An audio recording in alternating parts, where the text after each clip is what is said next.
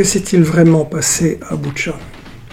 Quand nous voyons ces images émouvantes de corps sur les routes, il faut être prudent avant de juger. Voici la version occidentale officielle.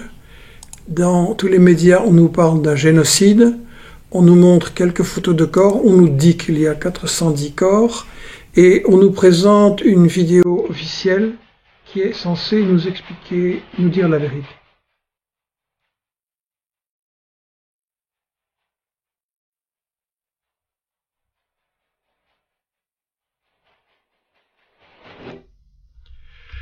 Alors, évidemment, tout est possible dans une guerre. Aucune guerre n'est propre, mais attention, c'est justement par l'émotion que des agences de com, des public relations veulent manipuler nos opinions et nous empêcher de réfléchir.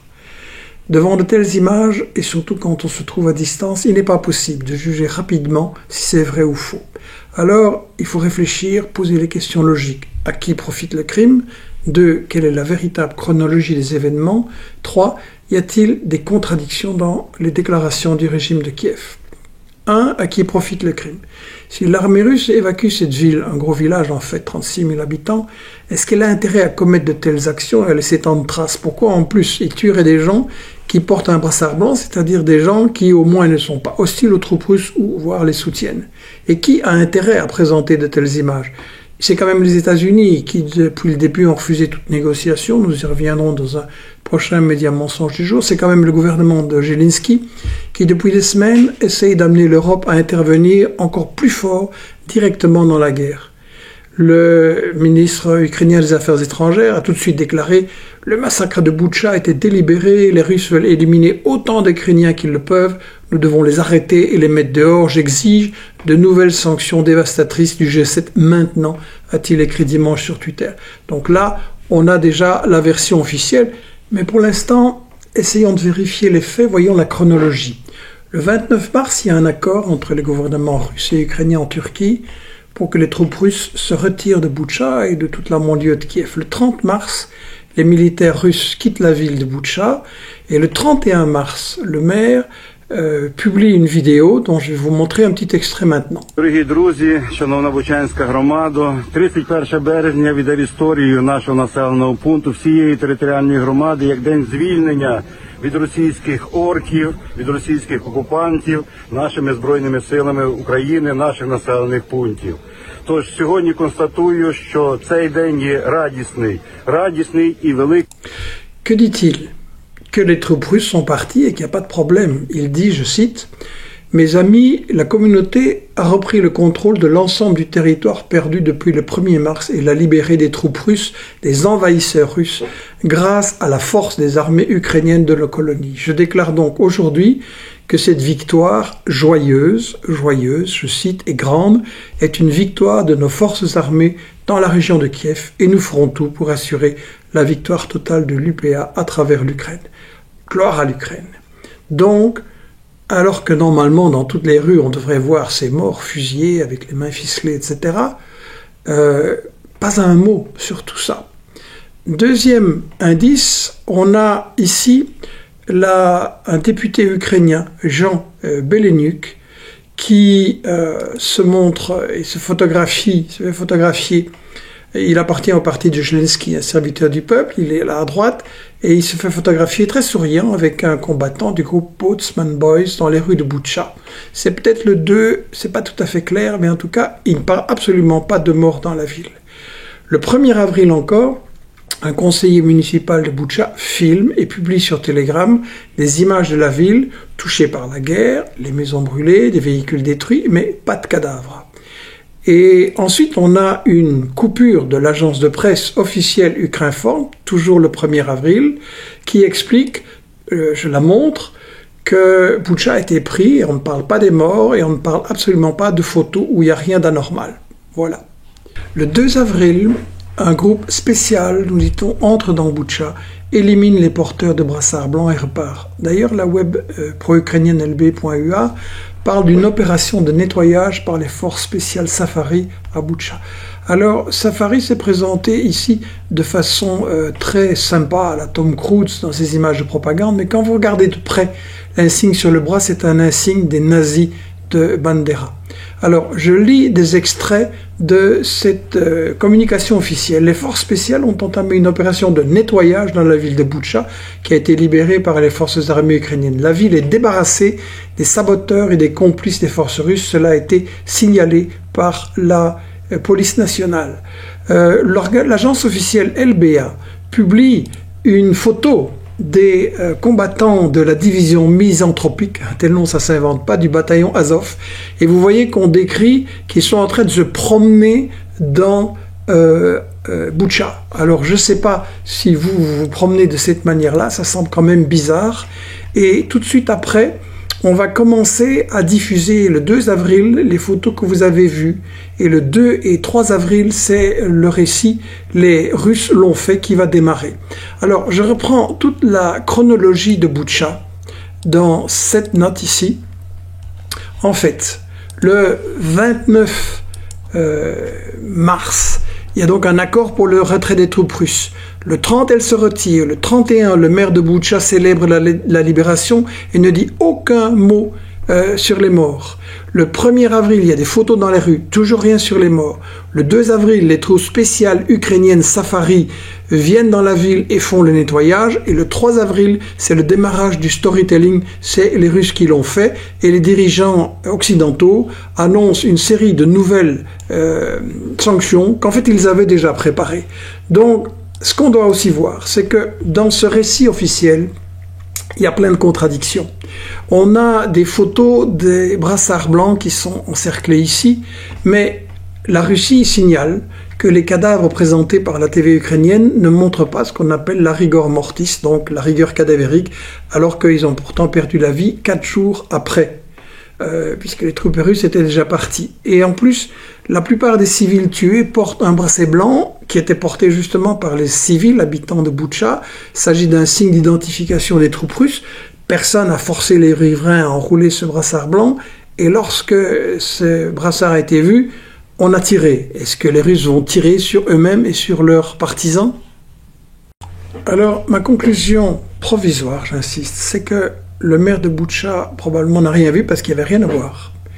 La vidéo du 2 avril, où est-ce qu'elle a été tournée un peu avant, montre qu'effectivement, il n'y avait rien de visible dans les rues. Et probablement, le massacre a été commis le 1er au soir, ou plus probablement le 2 avril. Il faudrait vérifier quand la vidéo a été tournée. Les journalistes ont été invités par la suite. Est-ce que c'était encore une mise en scène? Alors, regardons à nouveau la vidéo. Et je vous communique tout de suite après les remarques sur les possibles probables incohérences de cette vidéo.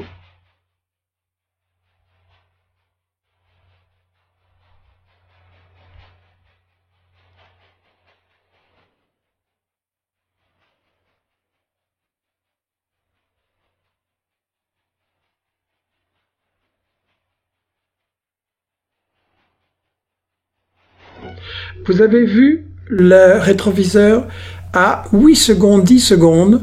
L'homme qui est couché à droite semble soulever sa main. On peut dire que c'est le vent qui soulève peut-être ses vêtements. Mais à 24 secondes, regardez dans le rétroviseur, là, on a vraiment l'impression que l'homme est en train de se relever, comme je le montre sur cette capture d'écran. Alors, on peut dire que c'est de l'eau sur le rétroviseur, qu'il y a du vent, des mouvements, etc.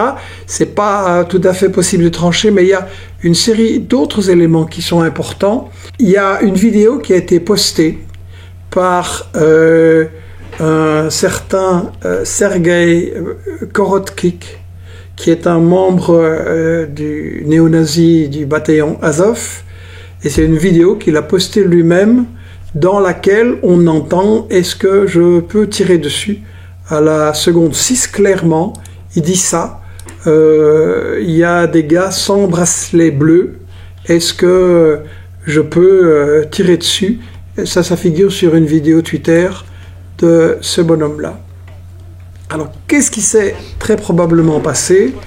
Eh bien, c'est que les personnes, les forces spéciales, qui étaient là dans la ville, ont tiré sur les personnes sans bracelet bleu en les accusant d'être des collaborateurs des Russes. Et après, ils ont décidé, ou on a décidé, qu'on pouvait accuser les Russes d'avoir tué des civils. Bon, en tout cas, qui croire? En tout cas, je pense qu'il faudrait absolument écouter et débattre sur la version de la Russie, qui, elle, nie toute responsabilité dans le massacre, demande une réunion du Conseil de sécurité des Nations Unies pour y traiter de l'affaire. Et d'ailleurs, on a ici un reportage vidéo du journaliste russe Alexandre Kots, c'est un correspondant de guerre du journal Komsomolskaya Pravda, de tendance communiste, et je vous montre cette vidéo un instant.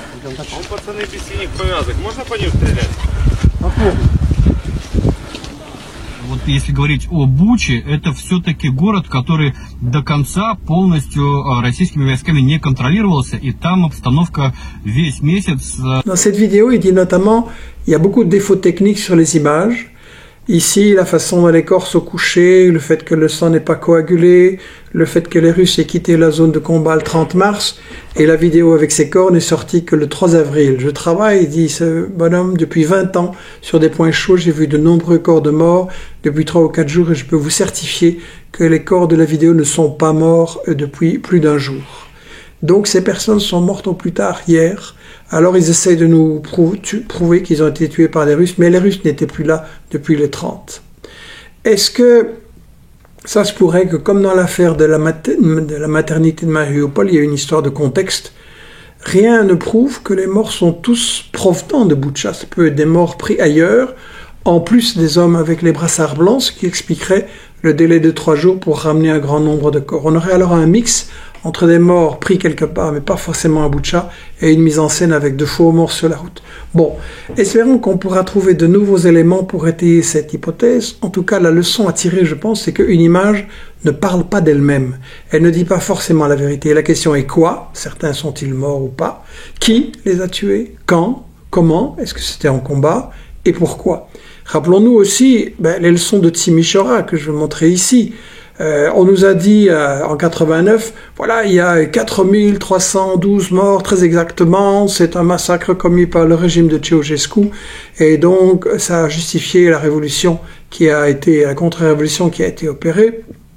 Et en réalité, dans l'hebdomadaire solidaire auquel je travaillais, avec le rédacteur en chef qui était médecin Chris Merckx, il a tout de suite dit ces images-là sont fausses, c'est pas des corps qui ont été déchirés à la baïonnette comme on nous dit, c'est des corps qui ont été autopsiés après une mort accidentelle ou suspecte, et donc c'est faux.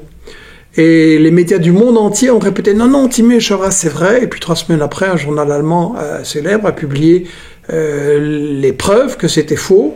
Et donc tout le monde maintenant sait que Timișoara c'est faux, mais à l'époque tous les médias ont marché dedans, et donc il y a vraiment des leçons à tirer. Et récemment, on a eu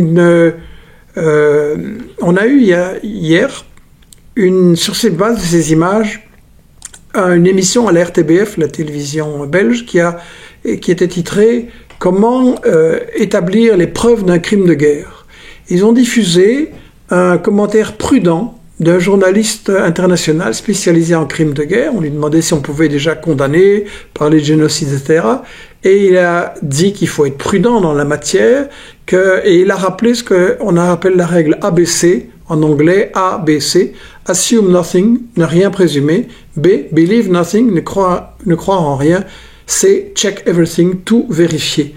Donc, je crois que cette règle-là, effectivement, elle devrait s'appliquer non seulement aux juristes chargés d'enquêter, mais à tous les journalistes et à nous aussi.